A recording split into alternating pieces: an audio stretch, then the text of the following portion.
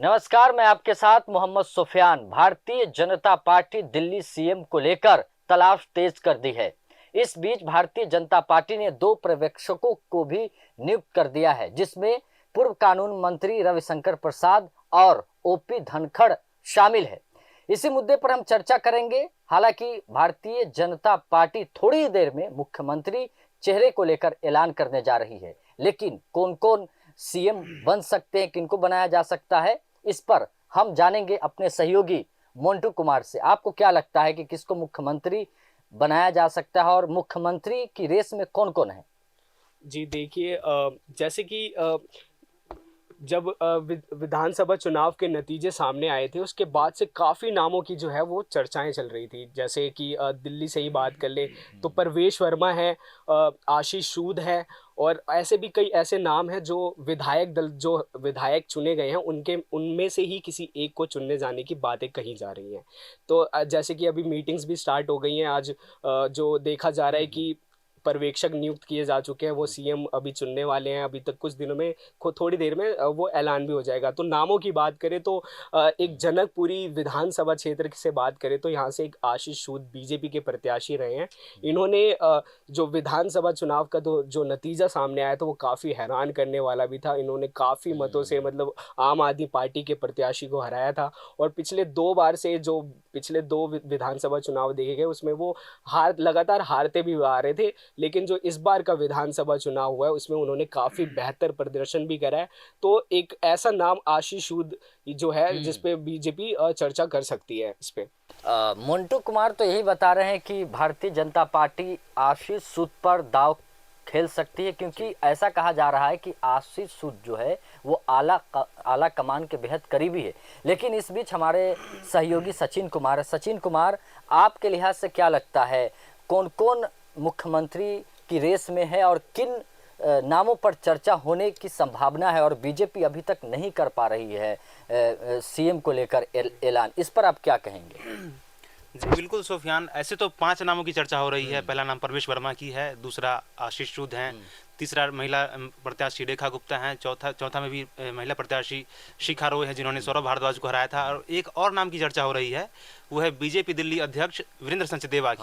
हालांकि इनकी संभावना बहुत कम है, लेकिन जो मुझे लग रहा है, जहां तक 2 नामों की चर्चा जोरों से हो रही है, एक है परवेश वर्मा की और दूसरा है रेखा गुप्ता की। रेखा गुप्ता ओबीसी समुदाय से आती हैं और महिला प्रत्याशी हैं, वो चुनकर विधायक चुनाव जीतकर आई है। और दूसरा जो परवेश वर्मा है, ये जाट समुदाय से आते हैं और इन्होंने अरविंद केजरीवाल को हराया है। और इनके पक्ष में एक और जो ये फैक्टर है कि इन्होंने सबसे इतिहास में 5 लाख वोटों के अंदर से ये चुनाव जीते थे, लोकसभा चुनाव 2019 में। तो इनके समक्ष ये इनके फैक्टर इनके पास ये है। और इनके सामने एक और ये है कि अमित शाह ने इनको कॉल करके बुलाया था, तो ये भी संभावना जताई जा रही है कि रेस में ये सबसे आगे हैं। और इसके साथ ही रेखा गुप्ता का भी नाम है, वो महिला उम्मीदवार है, चुनाव जीती हैं और ओबीसी समुदाय से आती हैं। तो इसमें अगर देखा जाए तो मुझे 2 ही नाम की संभावना लग रही है, परवेश वर्मा और रेखा गुप्ता की। हालांकि अब शाम 7 बजे तक इंतजार करना होगा क्या होता है क्या नहीं।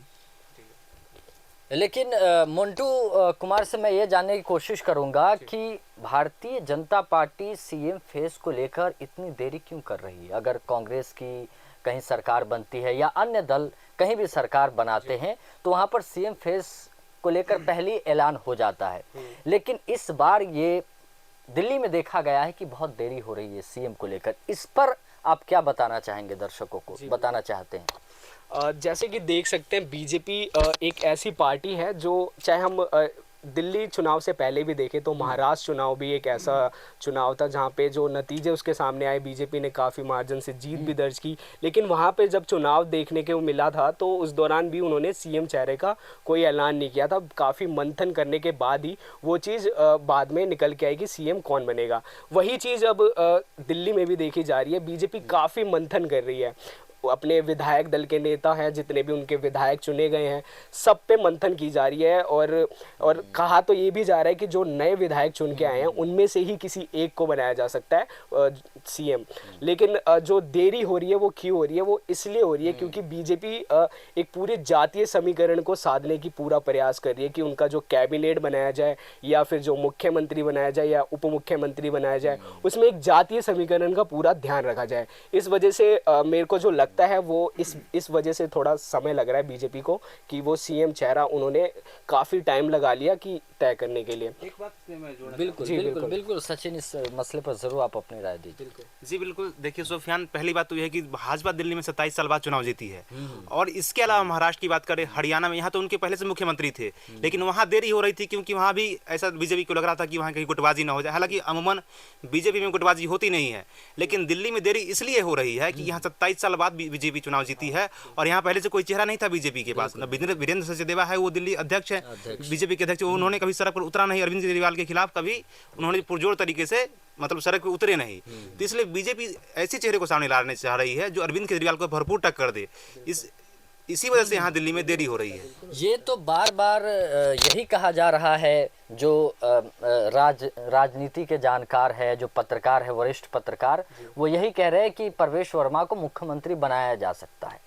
लेकिन इससे ज़रा हटकर अगर हम बात करें, क्योंकि जातीय समीकरण, महिला को लेकर और किन किन को मुख्यमंत्री बनाया जाएगा, ये तो लगातार इस पर चर्चा तो हो रही है, लेकिन असल में मुख्यमंत्री बनाया जाएगा तो बीजेपी उन विधायक या उन विधायकों में आखिर वो कौन सी चीज़ देखना चाहती है। आपने बहुत बड़ी और बहुत अच्छी बात कही कि जो केजरीवाल और केजरीवाल मॉडल के खिलाफ चुनौती दे सके, लड़ सके, लेकिन वो क्वालिटी क्या होनी चाहिए जिसको मुख्यमंत्री बनाना बीजेपी चाहती है। जी बिल्कुल सोफियान, बीजेपी वो हर चीज़ को ध्यान में रखेगी। जैसे कि उन्होंने मुख्यमंत्री बनाया, जो बीजेपी जहाँ भी मुख्यमंत्री चुनती है उनमें आरएसएस का हाथ जरूर होता है। आप मध्य प्रदेश की बात करें, छत्तीसगढ़ की बात करें, राजस्थान की बात करें, तो इन तीनों जगह आरएसएस का ही हाथ था। और अगर हरियाणा में अगर बीजेपी चुनाव अगर जीती है तो उसमें आरएसएस का बहुत बड़ा योगदान है। और बीजेपी को अगर लॉस हुआ है लोकसभा चुनाव में, इसलिए क्योंकि बीजेपी से नाराज चल रही थी आरएसएस। यहाँ भी दिल्ली में अगर कोई सीएम बनेगा तो वो आरएसएस बैकग्राउंड से ही होगा। इस बात को आप तय मानकर चलिए, क्योंकि बीजेपी ने, आरएसएस ने दिल्ली चुनाव में अहम भूमिका निभाई है। आरएसएस के जो कार्यकर्ता थे, आरएसएस के जो बड़े बड़े कार्यकर्ता थे, उन्होंने झुग्गियों में जाकर अपना समय बिताया है, झुग्गी वोटर्स को लुभाने की कोशिश की है। तो ये लाजमी है कि बीजेपी आरएसएस का ही कोई बैकग्राउंड से जो है नेता, जो आरएसएस के करीबी होंगे वही, उन्हीं को मुख्यमंत्री बनाया जा सकता है। जी बिल्कुल, आरएसएस के करीबी को ही मुख्यमंत्री बनाया जा सकता है। और प्रवेश वर्मा आरएसएस के करीबी हैं। उनका बैकग्राउंड जो है, अगर उनकी करियर की अगर शुरुआत देखें तो आरएसएस से जुड़े हुए थे पहले, वो अभी भी आरएसएस से जुड़े हुए हैं, लेकिन अभी तो वो मुख्य धारा में बीजेपी में आ गए हैं। अच्छा, लेकिन आरएसएस को लेकर बात हो रही है और इस पर बहुत बेबाकी से ये अपनी राय रख रहे हैं। लेकिन मोन्टू, आरएसएस के अलावा भी बीजेपी कुछ देख रही है सीएम फेस को लेकर। जी देखिए, आपने अभी एक क्वेश्चन पूछा था कि जो सीएम बनाया जाने वाला है उसमें वो क्या क्वालिटीज होनी चाहिए। बिल्कुल यही असल मुद्दा है। तो देखिए, इससे पहले की जो हमने सरकारें देखी, आम आदमी पार्टी की हो या कांग्रेस की हो, तो उनकी सरकार के अंदर काफ़ी चीज़ें ऐसी देखने को मिली कि उनकी जो क्वालिटीज़ होगी, जो जनता के बीच वो कनेक्शन, वो चुनावी मुद्दे या फिर जनता को लेकर जिस तरह के फ़ायदे दिए जा सकते हैं, उनके लिए काम किया जा सकता है, ऐसी चीज़ें हमने देखी है पिछली सरकारों में भी, चाहे वो आम आदमी पार्टी की हो या कांग्रेस की हो। हालांकि वो अलग बात है कि जनता ने समय के साथ अपने जो नेता है, वो सीएम है, वो बदल दिया, पार्टी बदल दी। लेकिन ये चीज़ जो अब नया सीएम बनने वाला है उसमें ये क्वालिटीज़ ज़रूर होनी चाहिए कि वो अब उसकी जनता तक ज़रूर पहुँच होनी चाहिए। और कोई भी अगर किसी भी एरिया, दिल्ली का कोई भी एरिया आता है या फिर कोई भी जगह आती है, वहाँ पे लोगों को ज़्यादा से ज़्यादा समस्याएं ना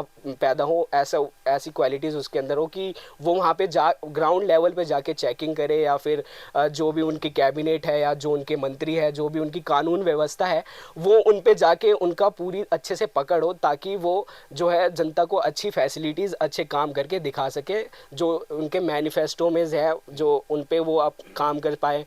इस तरीके की चीज़ें हम देखने को मिल सकती है। जो अभी जो नया सीएम बनाया जाने वाला है उसके अंदर इस तरीके की क्वालिटीज़ ज़रूर होनी चाहिए। मोन्टू ने दो बड़ी बातें कही है। उन्होंने कहा है कि बीजेपी अपने नेताओं में या विधायकों में ये क्वालिटी देखना चाहती है कि जनता से और जनता के बीच उनकी क्या पहचान है, ज़मीनी पकड़ कितनी है।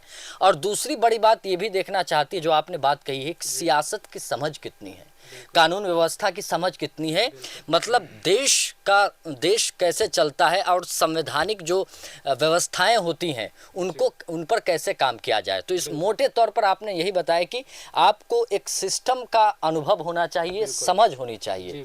तो आपकी बात ये है। लेकिन बीजेपी तो जाहिर सी बात है कि बीजेपी अगर किसी नेता को बड़ा पद अगर बीजेपी देना चाहती है या देती है तो उसमें ये क्वालिटी देखती है, जाहिर सी बात है, हर पार्टी देखती है। लेकिन सचिन, इस बारे में ज़रूर आप दर्शकों को अवगत कराइए, बताइए कि अगर ये क्वालिटी होती है और ये क्वालिटी अगर किसी नेता में होती है या मिल जाती है या खासियत जो होती है, तो क्या इसके अलावा भी बीजेपी कोई खासियत देखना चाहती है? इसके अलावा क्या संभावनाएं हो सकती है खासियत के मद्देनज़र? देखिए, मेरा तो ये मानना है कि बीजेपी जो हर नेता में अपनी क्वालिटी देखती है, चाहे वो जमीन से जुड़ा हुआ हो चाहे ऊपर हो। ये मैंने एग्जांपल पिछले जो चुनाव हुए, विधानसभा चुनाव, उस समय में हमने देखा है। तो बीजेपी वो जानती है कि मुझे किस नेता से कैसे काम लेना है, और चाहे वो छोटे लेवल का हो और वो अपर लेवल का हो, क्योंकि उनको पता है कि जो आला कमान जो तय करेगा, जो आला कमान जो निर्देश देगा, वही उनको पालन करना होगा। तो बीजेपी में मतलब ये नहीं देखा जाता है कि कौन नीचे है कौन ऊपर है। कांग्रेस जैसी गुटबाजी बीजेपी में होती नहीं है। बीजेपी भी जो तय कर देती है आला कमान वही होता है। पीएम मोदी हो, अमित शाह, गृह मंत्री अमित शाह हो, उनका जो निर्देश होता है वो अंतिम होता है। तो बीजेपी में अगर कोई भी मुख्यमंत्री होगा तो मुझे लगता है कि वो अच्छा ही का मतलब वो आला कमान का ही निर्देश मानेगा, जाहिर सी बात है ये। बिल्कुल बिल्कुल।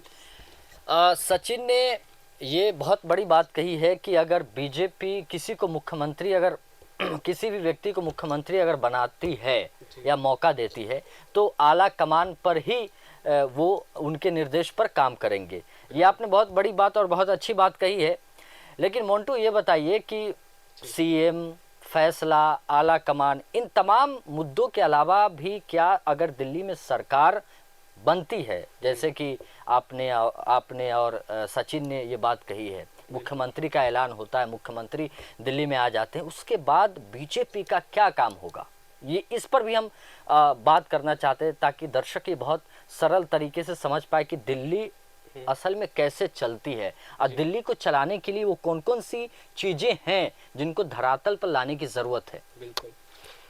देखिए, अगर बीजेपी की बात करें तो इनकी सरकार बनने के बाद इनका सबसे पहला काम तो मेरे अकॉर्डिंग ये होना चाहिए, जो उन्होंने मैनिफेस्टो अपना जो जारी किया है वो मैनिफेस्टो पे पहले काम करना चाहिए। उन्होंने जैसे महिलाओं को 2500 रुपये देने का वादा किया है, यमुना की सफाई होगी। हालांकि अभी सरकार बनी भी नहीं है, लेकिन यमुना की सफाई एक अभी से स्टार्टिंग हो चुकी है उसकी। कहीं ना कहीं पे हम देखने को मिल रहा है कि यमुना पे जो काम है वो शुरू हो चुका है।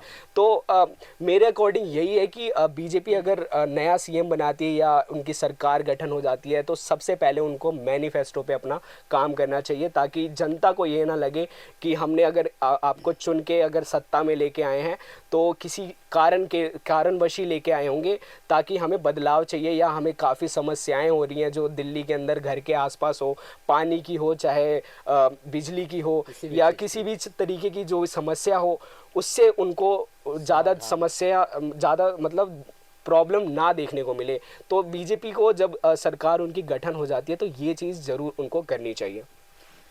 लेकिन जब सरकार बीजेपी की बन जाती है, क्योंकि प्रचंड बहुमत के साथ तो भारतीय जनता पार्टी दिल्ली में इतिहास रच ही चुकी है, सरकार बनने के बाद जो योजनाएं लागू करने की बात जो कही है कि जो आम आदमी पार्टी की योजनाएं हैं वो बदस्तूर जारी रहेंगी।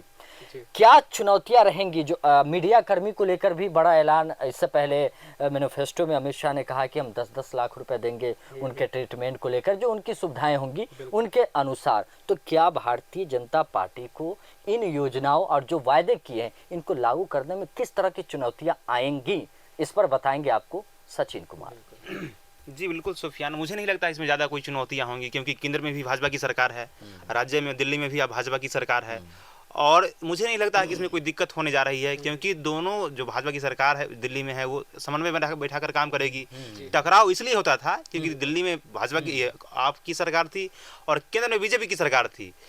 तो यहाँ राजनीति चल रही थी। केजरीवाल को अगर कोई योजना का लाभ दिया भी जा रहा था, जैसे आयुष्मान योजना हो, उसको केजरीवाल ने लागू नहीं किया, और जीवन भर वो मतलब जब तक वो सत्ता में है तब तक आरोप लगाते रहेगी केंद्र सरकार काम करने नहीं दे रहा है, केंद्र सरकार काम करने नहीं दे रही है। तो अब उनको सत्ता से बेदखल कर दिया गया है। तो अब जो सत्ता की कमान है वह बीजेपी के पास है। तो मुझे नहीं लगता कि ज़्यादा दिक्कत होने वाली है। और जहाँ तक जो मैनिफेस्टो की बात है, तो बीजेपी ने जो वादे किए हैं चुनाव के दौरान उनको पूरा करना ही होगा, क्योंकि अगले 5 साल बाद फिर से चुनाव है। और ये अगर नहीं करते हैं तो फिर इनको जनता फिर परखेगी, कहेगी आपने भी जो वादे किए थे वो निभाए नहीं, फिर आप पर कैसे विश्वास जताया जाए। तो बीजेपी के सामने बहुत बड़ी चुनौती है, जो वादे किए हैं वो निभाना पड़ेगा। और जहाँ तक आपने बात कही कि जो दिल्ली सरकार की जो योजनाएं हैं वो लागू रहेंगी या नहीं रहेगी, देखिए जहाँ तक मुझे लगता है दिल्ली सरकार की योजनाएं जारी रहेंगी, बस फ्री जो महिलाओं के लिए है वो जारी रहेगी। लेकिन हाँ, उसका नाम बदला जा सकता है। जैसे अभी खबर आ रही है कि मोहल्ला क्लिनिक है, उसका नाम बदला जा सकता है। मोहल्ला क्लिनिक जो है वो जारी रहेगी, लेकिन उसका नाम बदला जा सकता है। तो ये इसमें कोई बड़ी बात नहीं है। सब सरकार जो आती है योजना का जो नाम है अपने तौर तरीके के हिसाब से रखती है, लेकिन हाँ ये नाम बदलाव कर सकती है, लेकिन योजनाएं जारी रहेंगी जैसा कि बीजेपी ने वादा किया था। लेकिन एक चुनौती बिल्कुल एक सेकेंड, विश्वास बनाम अविश्वास की लड़ाई तो आगे होगी ही, लेकिन मोन्टू ये बताइए कि आपने अभी ये बात कही कि योजनाओं को लेकर बात हुई हम लोगों के बीच, तो आगे आपकी क्या इस पर क्या हो सकता है? देखिए जैसे कि आपने बोला कि क्या चुनौतियां हो सकती हैं, चुनौतियां क्या हो सकती हैं? तो चुनौती की बात करें तो यहाँ पे एक विपक्ष, अब जैसे आम आदमी पार्टी है, पहले सत्ता में थी, अब वो हार चुकी है, तो जाहिर सी बात है वो विपक्ष की भूमिका में आ गई है। जो भी उनकी सीट आई है 22 से 24 के बीच में, तो अब वो विपक्ष भी एक बड़ी चुनौती होगी अब बीजेपी के सामने, कि जो आम आदमी पार्टी है वो अब उन मुद्दों को उठाने वाली है। जो भी सदन होने वाला है, विधानसभा का सत्र होने वाला है, उसके अंदर हमें विपक्ष की भूमिका पे भी काफ़ी अहम देखने को मिल सकता है, क्योंकि बीजेपी को अच्छे आम आदमी पार्टी जो है उन्हें अच्छे से पता है, क्योंकि वो 10 साल उन्होंने सत्ता बिल्कुल राज किया है, तो उनको अच्छे से पता है कि किन समस्याओं को लेकर हमें बीजेपी को टारगेट करना है। तो मेरे ख्याल से विपक्ष की भूमिका एक बहुत बड़ी चुनौती होने वाली है बीजेपी के सामने। कहना इनका ये है कि बीजेपी के लिए सबसे बड़ी चुनौती विपक्ष है, और हम इस चर्चा को ख़त्म करना चाहते हैं। इससे पहले कि मैं आपको बता दूं कि अभी सीएम चेहरा को लेकर कोई ऐलान नहीं हो पाया है, लेकिन अगर बीजेपी सरकार बना लेती है, मुख्यमंत्री का ऐलान अगर बीजेपी कर लेती है, तो आगे कौन कौन सी योजनाएं लागू करेंगी और उन योजनाओं को धरातल पर लागू करने में किन किन चुनौतियों का सामना बीजेपी को करनी पड़ेगी, ये सबसे बड़ा सवाल है। हालांकि इस बारे में हम लगातार चर्चा करते रहेंगे। फिलहाल सुफियान को दीजिए इजाजत, नमस्कार।